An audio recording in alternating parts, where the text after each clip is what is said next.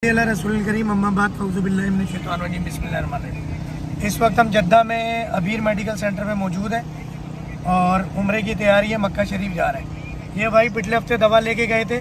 पहले इनकी शुगर तकरीबन 250-300 रहती थी, हम फास्टिंग की बात कर रहे हैं, और उसके बाद अल्हम्दुलिल्लाह 105 तक पे आ गई। अच्छा, शुगर तो कम हो ही जाती है अंग्रेज़ी दवा से भी। इनसे ये पूछेंगे कि पेशाब में, ताकत में, कमज़ोरी में, आंखों में, चेहरे में क्या फ़र्क आया। जी अस्सलाम वालेकुम। अल्हम्दुलिल्लाह बताएं, आज ये मरीज भी साथ लेकर आया। पश्तो में जवाब दें। पश्तो में ज़्यादा में पश्तो में बात करें। चले पश्तो में बात। ګرانو ورونو پښتنو دا شفا ورکوونکی الله دی، هر چیز الله ورکوي. خو دا کوم کپسول چې دا ښیي، دا کوم شی چې ښیي، دا بالکل بهتر دی، صحیح دی. نه ما له کوم رشوت راکړی یم، نه کوم هغه راکړی. زه خپله د شوګر بیمار یم، خو کومه ما ورسره د شوګر سره خارښ هم و، زخمونه وه، ټول ټیک ټاک شول.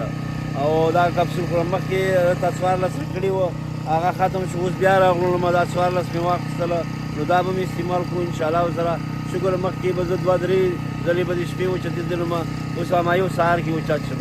نو شفا ما خو مخکې نه دی چې شفا ورکوونکی الله دی. نو د هر سړي که د شکر بیماري وي او د ما غوندې بیماري وي، نو هر سړی دا کپسول والي انشاءالله ورسره الله پاک شفا ورکوي.